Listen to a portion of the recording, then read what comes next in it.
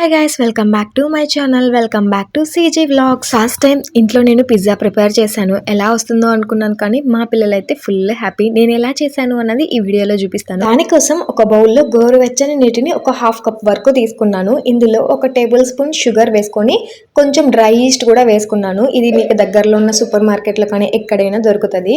ఇది మంచిగా మిక్స్ చేసుకొని వాటర్ లాగా ఫామ్ అయ్యేలాగా చూసుకోవాలి. ఆ తర్వాత దీనిని ఒక హాఫ్ అన్ అవర్ పాటు పక్కన పెడితే అది యాక్టివేట్ అవుతుంది అని నేను చూసిన వీడియోలో చెప్పారు, కానీ నాకేం యాక్టివేట్ అవ్వలేదు. ఈస్ట్ యాక్టివేట్ అవ్వడానికి మీ దగ్గర ఏమైనా టిప్స్ ఉంటే నాకు కొంచెం షేర్ చేసుకోండి. నేను నెక్స్ట్ టైం ట్రై చేస్తాను. ఆ తర్వాత ఈ వాటర్లో నేను ఇప్పుడు మైదా పిండి గోధుమ పిండి రెండు మిక్స్ చేసి చేస్తున్నాను.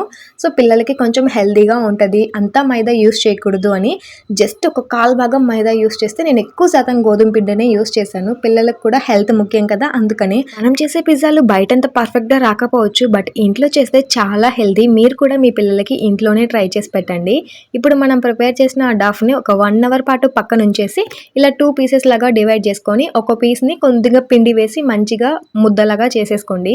ఇప్పుడు ఒక ట్రే తీసుకొని అందులో గీ కానీ బటర్ కానీ మంచిగా ఆ ప్లేట్కి మొత్తం అడ్జస్ట్ అయ్యేలాగా రుద్దేసి మనం ప్రిపేర్ చేసుకున్న పిండిని ఇలా ఒక చపాతీలాగా వేయి ఒక ఫోక్తో ఇలా ఘాట్లు పెట్టాలి. దానిపైన పిజ్జా సాస్ అప్లై చేస్తున్నాను నేనైతే ఫస్ట్. ఆ తర్వాత మొజిల్లా చీజ్, ఇది కూడా సూపర్ మార్కెట్స్లో కానీ మోర్లో కానీ దొరుకుతుంది. దానిపైన వెజిటేబుల్స్ నేనైతే capsicum, onion, sweet corn, mushroom ఇవన్నీ యాడ్ చేశాను. మీకు కావాలనుకుంటే మీరు చికెన్ కూడా యాడ్ చేసుకోవచ్చు, బట్ నేను వెజిటేబుల్ పిజ్జా యూస్ చేస్తున్నాను కాబట్టి ఇవి మాత్రమే యూస్ చేసి పిజ్జా చేశాను. ఇప్పుడు మన దగ్గర ఉన్న వెజిటేబుల్స్ అన్ని మంచిగా దీనిపైన అరేంజ్ చేసుకొని దానిపైన మళ్ళీ కొంచెం చీజ్ యాడ్ చేసుకోవాలి. చీజ్ చాలా ఉంటే బాగుంటుంది, కాకపోతే నేను లైట్గానే వేసాను పిల్లల కోసం అనేసి. ఇప్పుడు ఒక ప్యాన్ని ఒక హాఫ్ అన్ అవర్ ముందే ప్రీ హీట్ చేసి పెట్టుకొని మన పిజ్జా ప్లేట్ని ఆ వేక్లో పెట్టి ఒక హాఫ్ అన్ అవర్ పాటు బేక్ చేయాలి. నాకైతే ఒక 45 మినిట్స్ టైం పట్టింది పిజ్జా కరెక్ట్గా బేక్ అవ్వడానికి.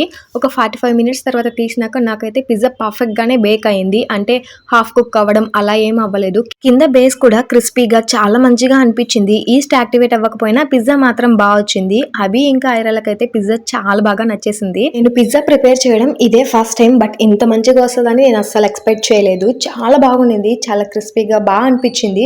వెజిటబుల్స్ కూడా అన్ని బాగా కుక్ అయ్యాయి. మీరు కూడా ఇంట్లో హెల్దీగా మీ పిల్లలకి ఇలాంటి స్నాక్స్ చేసి పెట్టండి. హోప్ఫుల్లీ మీకు ఈ వీడియో నచ్చిందని అనుకుంటున్నాను. వీడియో నచ్చితే ప్లీజ్ లైక్ చేసి షేర్ చేసి సబ్స్క్రైబ్ చేసుకోండి. ఇంకొక వీడియోతో మళ్ళీ కలుద్దాం.